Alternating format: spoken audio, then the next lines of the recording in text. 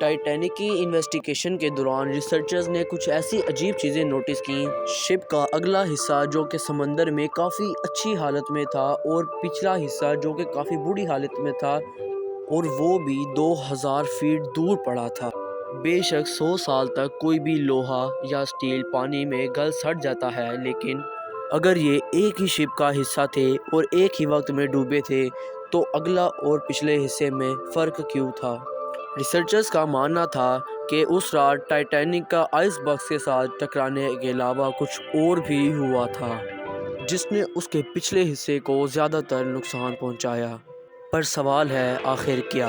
ناظرین، جس رات ٹائٹینک کے ساتھ یہ حادثہ پیش آیا تھا اس وقت وہ کینیڈا کے نیو فاؤنڈ لینڈ سے 700 کلومیٹر کی دوری پر اندھیرے سمندر کے بیچوں بیچ موجود تھا۔ حادثے کے دوران اس میں ٹوٹل 2200 لوگ سوار تھے، جس میں سے 1500 لوگ اپنی جان گنوا بیٹھے۔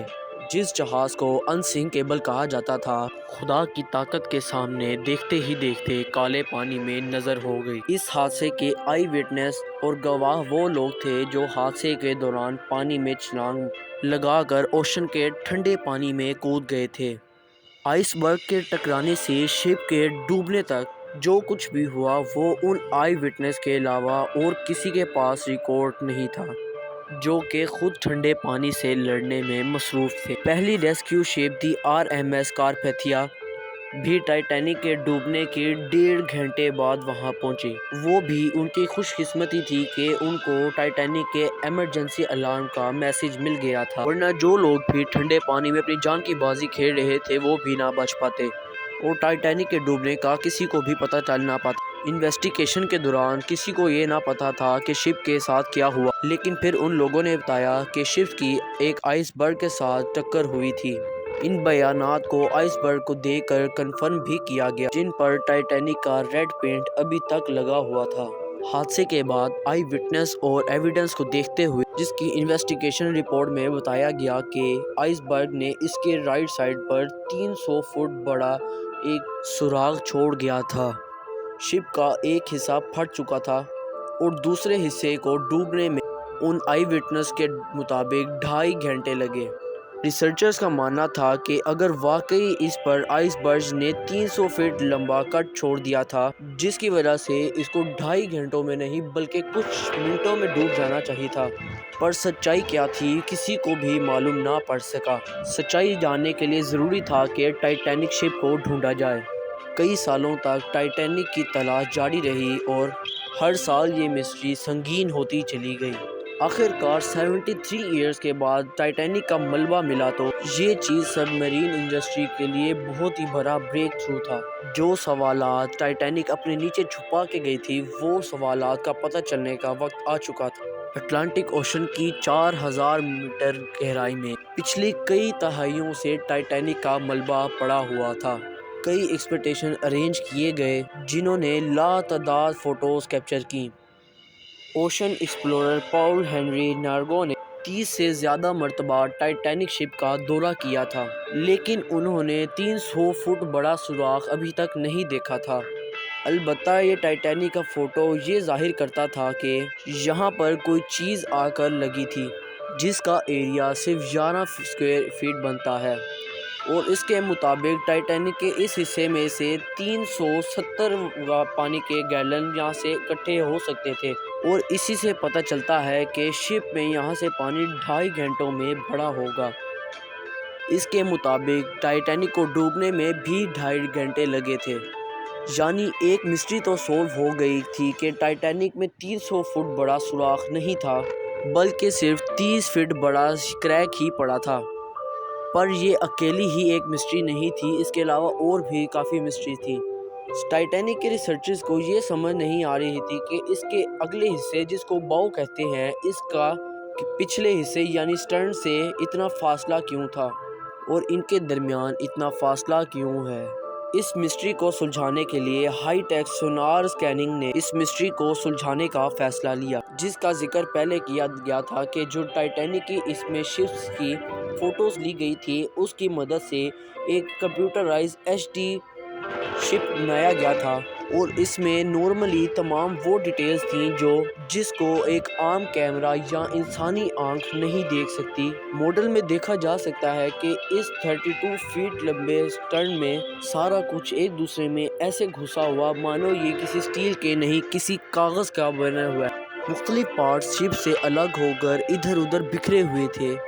اس میں لگے صرف یہ 2 انجن جو گھر کے سائز جتنے ہیں جو کہ آپس میں جڑے ہوئے تھے۔ اس ماڈل میں ایک اور اہم اشارہ بھی چھپا تھا، وہ اشارہ جو اس سٹرن کی حالت بتا رہا ہے۔ 110 سال پہلے جب یہ سٹرن اوشن سے آ کر ٹکرایا، اس کے نشانات آج تک یہاں چھپے ہوئے ہیں، جس کو صرف 3D ماڈل کے ذریعے ہی دیکھا جا سکتا ہے۔ ان نشانات سے صرف یہی ثابت ہوتا ہے کہ جب سٹرن فلور سے ٹکرایا تب وہ اینٹی کلوک وائز گھوم رہا تھا، اور ان نشانات سے اندازہ لگایا جا سکتا تھا کہ جہاز اس وقت 80 کلومیٹر پر آور کی سپیڈ سے نیچے آ رہا تھا۔ شپ کا پچھلا حصہ جب اتنی سپیڈ سے پانی میں جا رہا تھا تو پانی کے پریشر نے شپس کے لوز پارٹس کو اکھاڑ دیا تھا، اور جب وہ 4 کلومیٹر نیچے فلور سے ٹکرایا تو اس کے سارے ٹیگز ایک دوسرے کے اندر گھس گئے۔ دوسری طرف آپ دیکھ سکتے ہیں کہ باؤ سیکشن اور فرنٹ سیکشن ہائیڈرو ڈائنامک سے ڈیزائن کیا گیا ہے، یعنی کہ پانی کو آرام سے کاٹ سکتا ہے، بالکل اسی طرح جیسے شپ پانی پر فلوٹ کر کر پانی کو کاٹ کے آگے چلی جاتی ہے۔ یہی وجہ ہے کہ باؤ سیکشن سٹرن کے مقابلے میں نہ ہی روٹیٹ کر رہا تھا اور نہ ہی پانی کی فورسز اس پر ڈائریکٹلی اٹیک کر رہی تھی۔ آخر کار 110 سال پہلے ہونے والے واقعے کی ایک اور ہسٹری کو بھی سلجھا لیا گیا، لیکن ایک اور سوال بھی ہے جس کا جواب ڈھونڈنا بہت ہی ضروری تھا۔ وہ یہ تھا کہ ٹائٹینک کس وقت 2 حصوں میں تقسیم ہوا۔ جیسا کہ آپ نے جانا تھا کہ شپ کے 2 حصوں میں ٹوٹنے کی خبر آئی وٹنس نے دی تھی۔ کئی سالوں سے یہ مانا جا رہا تھا کہ ٹائٹینک ڈوبنے سے پہلے ہی 2 حصوں میں ڈیوائیڈ ہو گئی تھی۔ یہ خبر کافی حد تک سچ بھی تھی، لیکن یہ پورا سچ نہیں۔ باؤ سیکشن میں پانی بڑھا تو وہ نیچے چلا گیا اور سٹرن سیکشن کا پورا وزن ویوڈ پوائنٹ یعنی سینٹر میں آ گیا۔ یہ سینٹر پوائنٹ اتنا وزن برداشت نہ کر پایا اور اسی کی وجہ سے 2 حصوں میں یہ تقسیم ہو گیا۔ بٹ سونار سکیننگ سے بنایا گیا 3D ماڈل کچھ اور ہی سٹوری بتا رہا تھا۔